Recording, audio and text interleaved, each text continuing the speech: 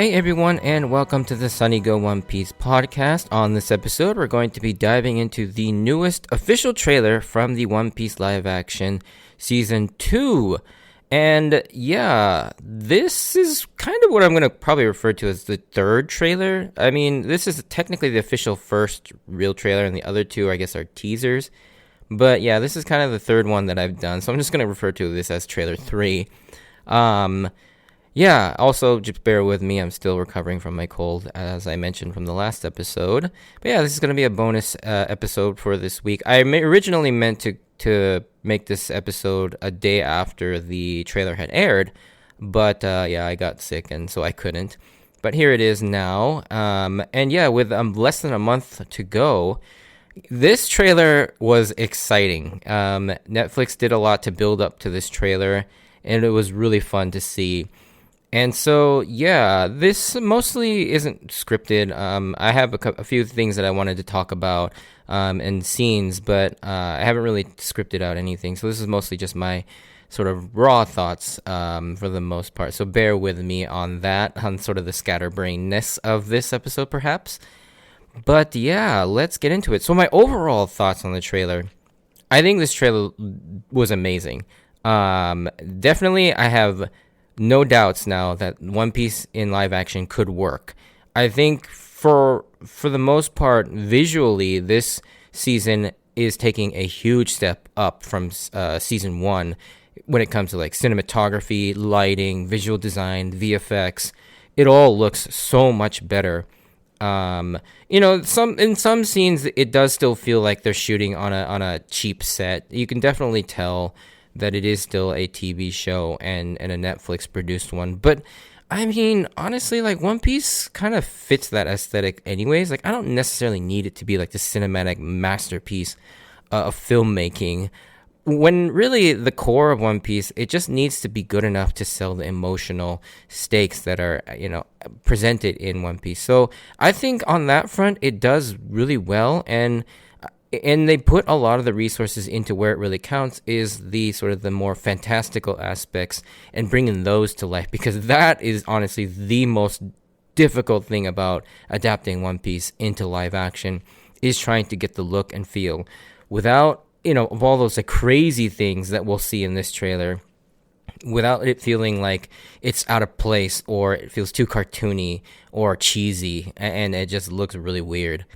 But yeah, it's also very faithful to many of the absurd things in One Piece that we'll talk about, whether it be the giants, the dinosaurs, Laboon, the giant island eater goldfish. Like, they're all here, and it looks really good. But also, it still has a sense of sincerity, and I love that it lacks a lot of, I don't know, like when you adapt stuff like this, I feel like, especially you saw it in like early Marvel movies, not maybe necessarily with the MCU. Actually, even you did see it with the MCU too, but where there's like, they're clearly like embarrassed, or there's a little bit of a cynicism with what they're adapting that they know is kind of stupid and absurd looking. Like the famous one is the first X-Men movie from 2000, where you have that, where Wolverine basically goes, you go out in public in this, and it's like Cyclops will say like, what did you expect, yellow spandex? But then you obviously saw in Deadpool and Wolverine where we actually got to see the yellow suit finally, and it looks amazing. And so yeah, I love that One Piece has shied away from that. It doesn't like wink at the audience to say like, yeah, this is weird or this is crazy. It just goes full on into it. But yeah, let's kind of go scene by scene. So the trailer starts off with the dialogue of Dr. Hiriluk explaining to Chopper what pirates are, and this is perfect. As he says that pirates never give up, and it cuts to the famously epic scene of Luffy climbing up the Drum Rockies to save Nami and Sanji, is so good. And I love that they kept this in here. And for me, it wasn't really a surprise, because a lot of the set photos we saw that leaked, we saw the giant mountainside set where he's like climbing up it. So I knew that the scene was being preserved. One interesting thing about this scene, though, now that we actually get to see it on film, is that Sanji can't really be seen here. Now, of course, I didn't expect the live action to go as hard as the manga and show like Luffy carrying Sanji in his mouth. But yeah, I do wonder, like, where is Sanji and how is he going to get to the castle? Because we do see him and he's injured. And when we see, the meet Chopper for the first time, he's all bandaged up like he is in the manga. But yeah, how does he get up? Does he actually climb himself and he gets injured a different way, closer to the top?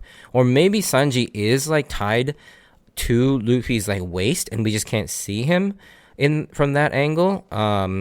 That could be very much possible too. Like I could see him sort of just like dangling underneath Nami and sort of like around his like belt, or where his waist would be. So yeah, it'll be interesting to see how they address that.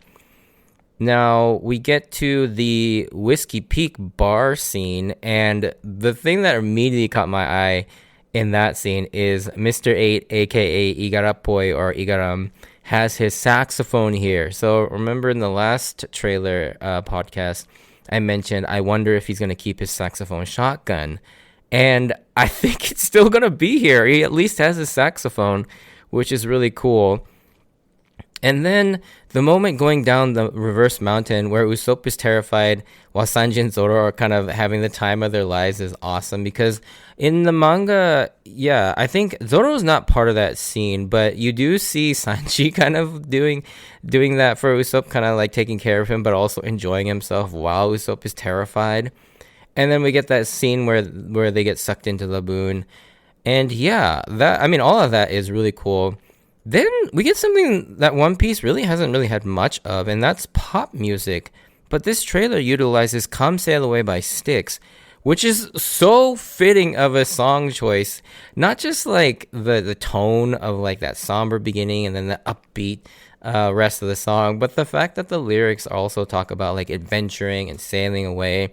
And then the end of the song gets really weird with like allusions to either like angels and religion, or depending on how you interpret the song, aliens, which ironically enough, like the next arc, or I guess after the Arabasta saga, you get the Skypiea saga. And so yeah, obviously you get angels kind of, and then with NL and the whole moon thing. Oh, by the way, I guess I should say I'm not going to go into like major spoilers, but I am going to kind of talk about this a little bit more unrestrained about referencing things, but I'm not going to give away any sort of major spoilers in this episode. But yeah, I just kind of be aware that I'm not necessarily going to dance around as many things. So if you want to go completely blind or you haven't seen the Arabasta saga, definitely, I guess I would turn this podcast off at this point.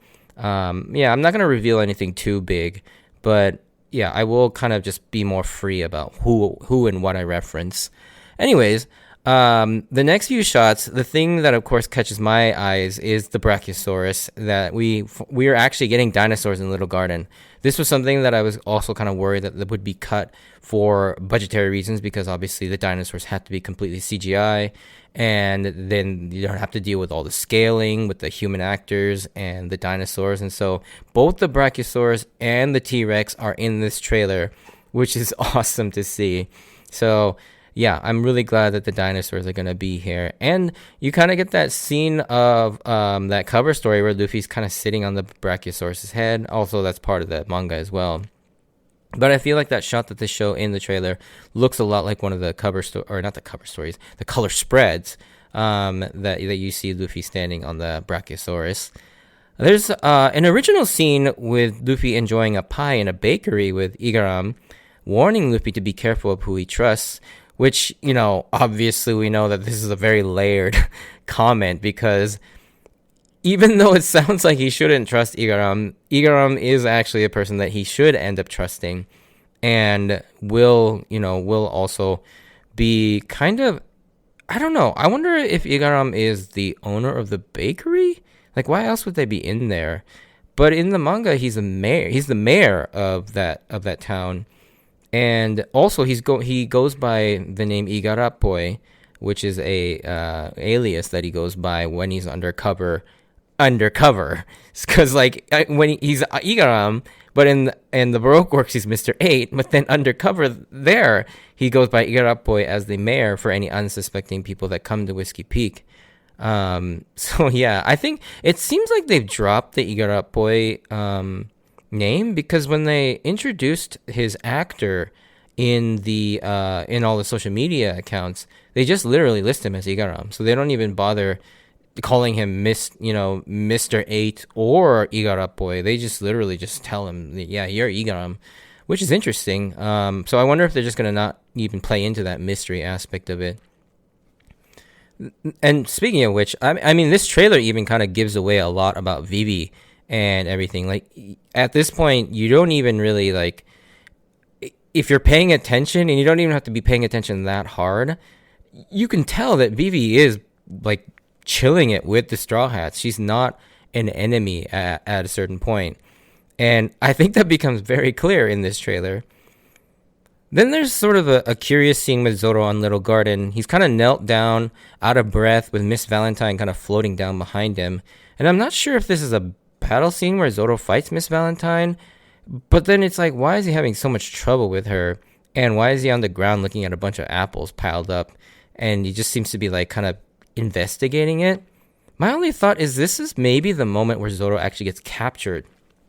So in the manga, it's never really shown how Zoro is captured, because in one page we see him kind of approach a fake wax statue of Nami, and then the next time we see him, he's bound by Mr. Three's candle lock, and he's captured. We never actually see how he got captured, what happened. So maybe they're actually going to show how Zoro was actually captured this time, and it looks like he gets snuck up on by Miss Valentine. But yeah, we'll see what this scene's all about when it comes to the series.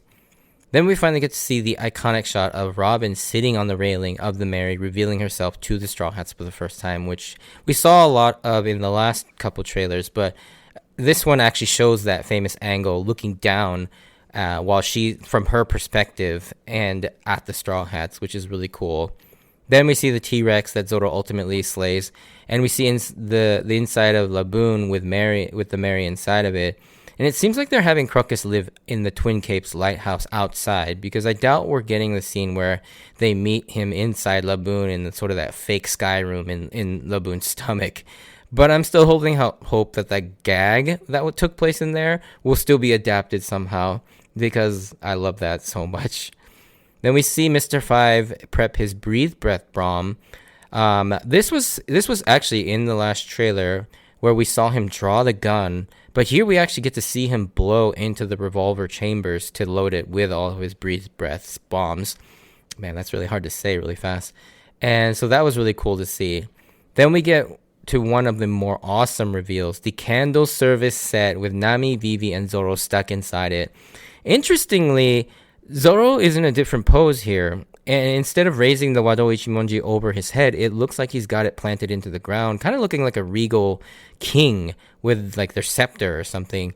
But when we see an overhead shot later on in the trailer, you can actually see him with the famous Wado Ichimonji raised over his head, like the hilarious pose that he does in the manga. So I think it's still being preserved here. I could be wrong. It does go by really quickly, but it does look like he is in that famous pose still. Then we see Mr. 13 strutting into the wax house like Sanji, or while Sanji is covertly talking to Crocodile over the Dendenmushi as the shitty restaurant. And Mr. 13 has the clam claws still too. I was kind of worried that the first, or the Baroque Works trailer that they had, the teaser one, they kind of only show Sanji fighting the Unluckies outside while he's like running away as they're like kind of gutting him down. But I'm glad to see that the fight inside the wax house still is preserved.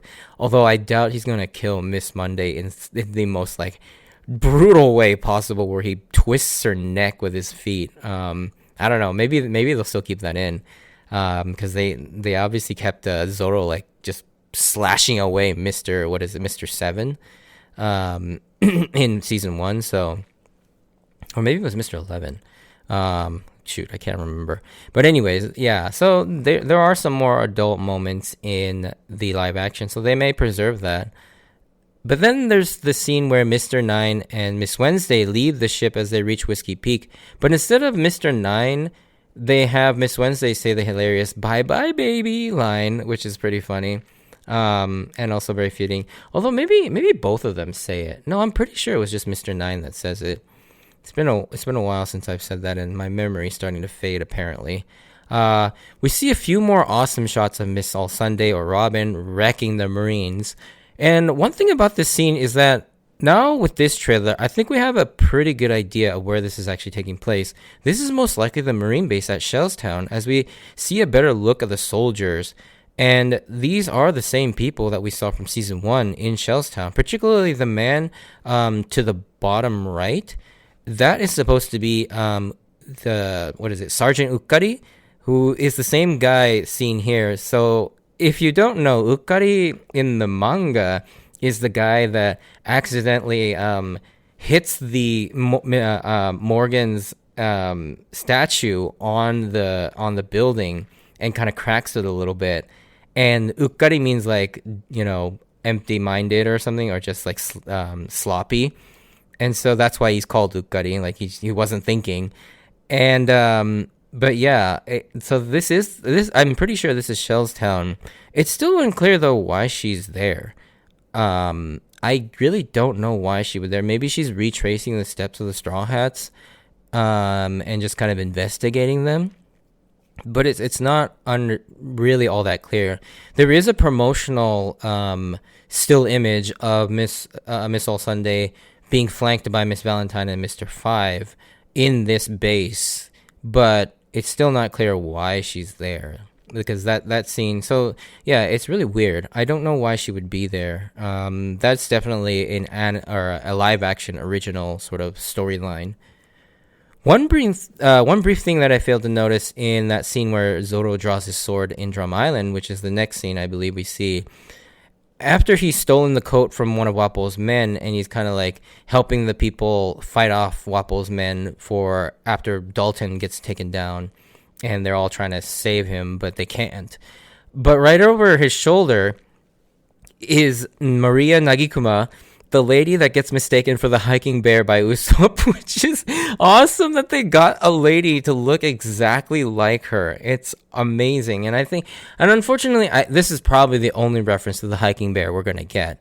But also in this scene, there is another animal in Drum Island that we get a reference to that I completely missed in the last trailer as well, there is a nod to the Lapons.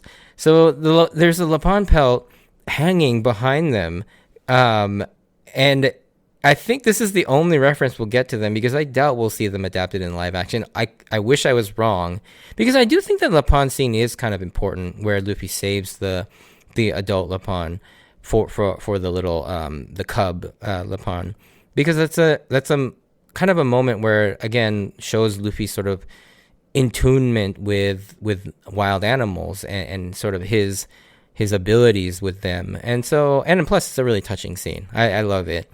But yeah, I doubt that they were going to get that. But it's nice that the Leprons still exist in Drum Island, and that there is at least a reference to them here, even though it's a dead one.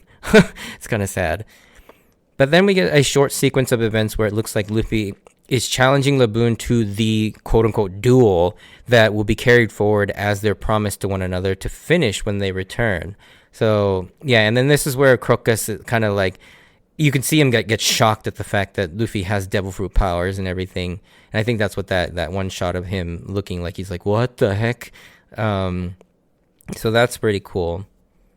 Now, the next two scenes I'm going to talk about are presented actually before and after all that Laboon stuff I just talked about, where Luffy and Usopp are getting ready to attack Mr. 3 after the other three have been taken captive. And Usopp has this awesome line read where beat down time, baby, and Luffy doing his iconic fist clash. And then we see Usopp running around the candle service set, setting what I think are like explosives around it while being chased by Miss Valentine, to eventually set it ablaze to save Nami, Vivi, and Zoro. And one notable thing about this scene's sort of inclusion is that this pretty much confirms that Karoo won't be in this season, at least. He may be in season 3, but I think it's safe to say that Karoo is going to be missing from season 2, because if you remember in the manga, Usopp is trapped under Miss Valentine, and Karoo is like running around with the oil-soaked rope, and that is what is used to set the candle server set on fire. That's not to say Karu won't be part of season 3, but I think for season 2, yeah, it's pretty much all but confirmed that he won't be there. But after this, we get our first clear look at Katie Seagal as Dr. Kureha, and my goodness, she looks absolutely amazing. Although it's weird she's wielding a shotgun here, because obviously in the source material in the manga, she's usually wielding like swords and maces and like flails and axes and stuff like that. But yeah, still cool nonetheless. But no doubt this scene probably takes place where she's out and about at Bighorn running errands and stuff, and when she helps that little boy with the infected leg. And I suppose this could also take place like maybe during the flashback as well, when she's just kind of wandering around town during Wapple's reign, which might explain why she's got the shotgun in the first place. But it's curious that this is taking place like in bright daylight, like broad daylight, whereas that scene took place at night in the manga. Then there's the next shot of Sanji in the crow's nest as they approach Drum Island, but one notable change that I'm kind of sad to see that isn't here is when the camera swaps to the over-the-shoulder view of Sanji, you can't see Chess standing out in the water like he is in the manga. Now, I hope that scene is still there. This is just a different, like, the part leading up to it.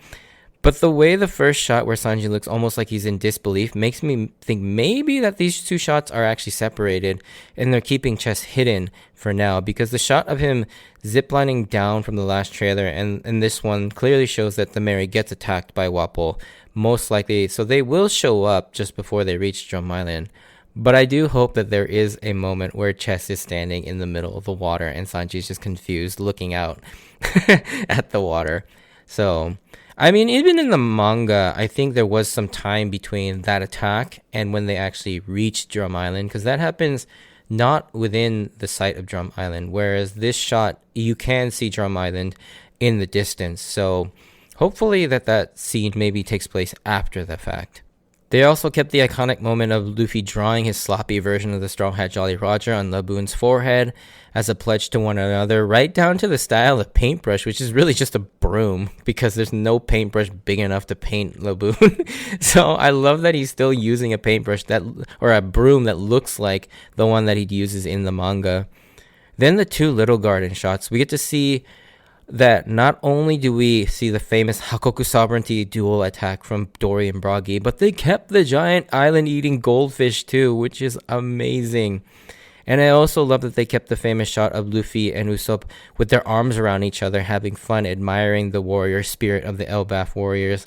This particular shot, I feel like it's important because it's the one that Oda continues to show Luffy and Usopp's close friendship with. It's the one shot that he always goes back to, and it was used during Luffy and Usopp's falling out, during Water 7, and it has become that much more important in the current arc. So I'm really happy to see that it is represented in the live action as well. I think that was really cool that they decided to show that in the trailer too, because yeah, that shot of them being, with their arms around each other and just looking all happy and enjoying the Elbaf warrior spirit is an iconic one. Like, it's maybe a little bit underrated and not quite as well known, but yeah, that shot comes up a lot, and so I'm glad that it's also here in live action. Then there's a curious moment next where Nami and Sanji are having what seems like a heart-to-heart in Drum Island, or the Drum Castle, where Sanji is seen crying and Nami seemingly consoling him.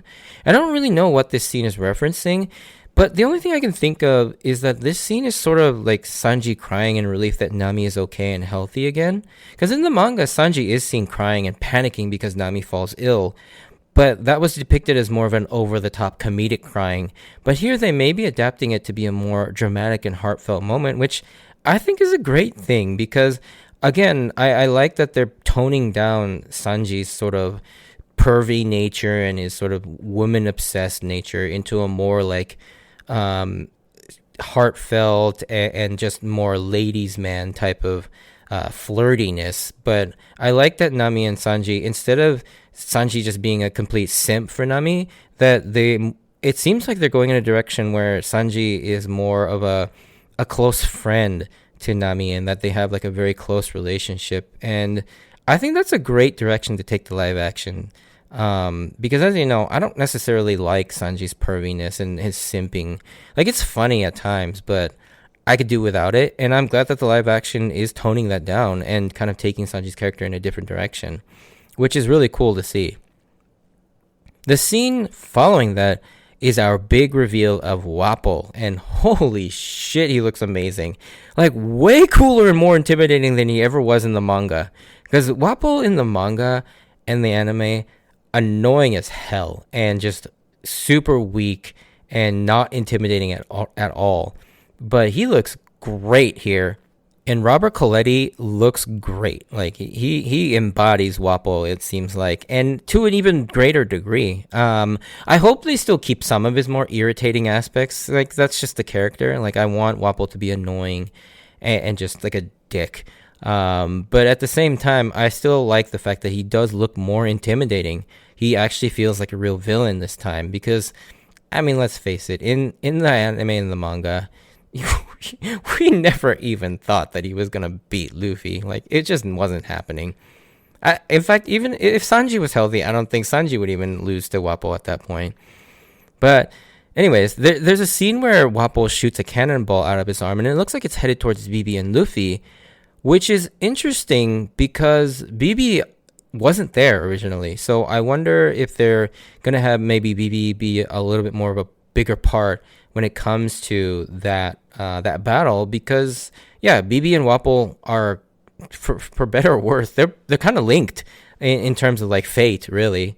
With their first interaction when she was a little child at the Reverie, and then now in the current like time, obviously they're very connected in a lot of different ways. So yeah, I wonder if they're gonna sort of build up BB and Wapol's sort of antagonistic / like faded connection a little bit more in the live action. So it is interesting to see BB at the fight here with Luffy and Chopper and most likely Sanji. But the other interesting thing is when it cuts to the shot of the explosion in the next one, it's clearly a different scene that we saw in the second trailer. And I failed to notice this, but when you look at this shot closer, you can see that it's in the throne room where that fight is taking place. But there's a whole bunch of Wapol's men in the green coats, and you can even see the Ishii 20 in the background with all the pink surgeon gowns. And I think because of that, and the people who are here, I think this is actually the moment where Hiruluk sacrifices himself in the flashback. And so, it is interesting to see that this scene also takes place indoors. Similarly with the fight that happens in the present, it also happens indoors in the throne room, it seems like. But then we get the big reveal of Chopper's walk point.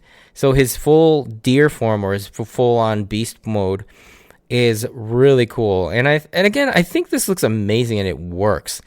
I can't wait to see the other 5 forms. I hope we get all 7 forms with the Rumble Ball. Particularly, like, I'm interested how they're gonna do the his full human form, the Heavy Point, because that one's probably gonna be the most weirdest one. Like, are they gonna have a person in a suit? Is it gonna be also CGI? Like, what they're gonna do with Heavy Point? But again, similarly, you get arm point, horn point, jump point. I think guard point's the easiest one. You just make a big fur ball. So that'll be really fun. But after that, we get a few more shots that we've seen, including a longer version of Luffy Sanji meeting Chopper. And my goodness, Chopper's design and CGI looks even better. Like, he's so cute and perfect. And I feel like with each subsequent reveal, the CGI gets better and better and better. And this one's probably the best looking one yet. And then among the action scenes that we kind of get to see to sort of round out the trailer, we see Smoker's Moku Moku powers on display for the first time. And I believe this is either White Blow or White Out, but I think it's White Blow since it seems more concentrated and aimed at. Because if you remember, White Blow is where he like disperses all of his smoke everywhere to capture like a huge number of people, and that's what he uses to capture like all of the buggy pirates and everything. But the effects look great. I think this is the shot that finally convinced me that One Piece could work in live action, because if they can't get the Devil Fruit powers, and particularly the Logia fruits, to really work, then there's, it doesn't quite work. But now that they can do it, it's like no limits outside of maybe the scale of the characters. you know, because obviously there are people like Big Mom and Katakuri and all that stuff, and Kaido, who are like massive compared to the regular actors. But I think for the most part, it's kind of alleviated some of the doubt for me, particularly with like Laboon, the giants, the dinosaurs. This trailer has everything that made me kind of nervous going into season 2 and whether they could even realistically adapt some of these things. And they nailed most of them, at least in this trailer. We'll obviously have to see how it looks in the main product or the end product. But yeah, I mean, for now, it looks really great. And then we get the money shot of Luffy protecting Luffy or Chopper and Helix's flag, but this time it looks like it has been placed indoors and it's up on the castle wall inside the throne room, which still looks pretty awesome. But I am a little disappointed that it won't have the scale that it had in the manga, and also like I wonder how they're gonna explain why Luffy's missing his sleeve, because if you remember, he rips the sleeve off to tie the flagpole back to the castle. So what is he going to be ripping his sleeve off for this time? Because it doesn't look like the flag actually comes down. And even if it does, how is the sleeve going to keep that thing up? Because it looks like it's just like hung up on the wall. I mean, that's just a minor continuity nitpick, but I'm sure we'll figure out why. Or maybe they'll just find some random reason to have him rip off his sleeve, or it'll just get like burned off by Wappo's attack or something like that. But yeah, overall, this trailer looks amazing. I loved every minute of it, and I cannot wait for season 2, which is in less than a month. I mean, we're almost there. It's definitely been a little dry when it comes to One Piece content outside of the manga, which has been taking quite a few breaks over the last couple months, and then the anime obviously on its hiatus until April 5th, which is a month after we get the live action. So yeah, I'm super excited for season 2. I cannot wait. It looks incredible.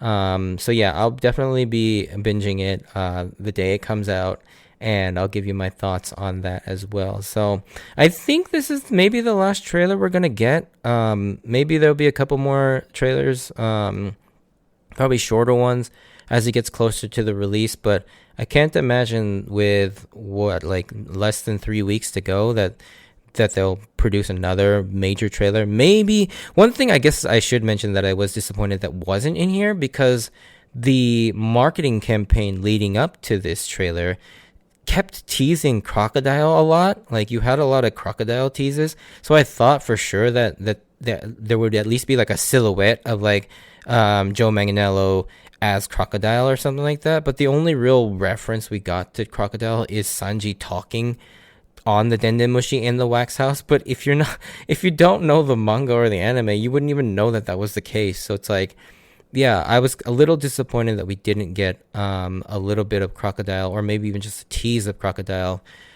in this trailer, especially since they seemingly hinted at it. I don't know why they did that if Crocodile wasn't in the trailer. Or maybe it was, but at the last minute, they decided to cut him out.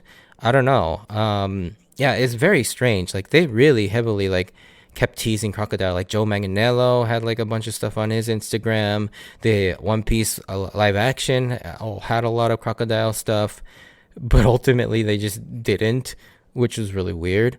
But yeah, that was probably my only complaint, was that we didn't have more stuff in here, which I guess is a good thing. Anyways, yeah, that's kind of my reaction to the quote-unquote third trailer, or the official trailer for One Piece Season 2 of the live-action series.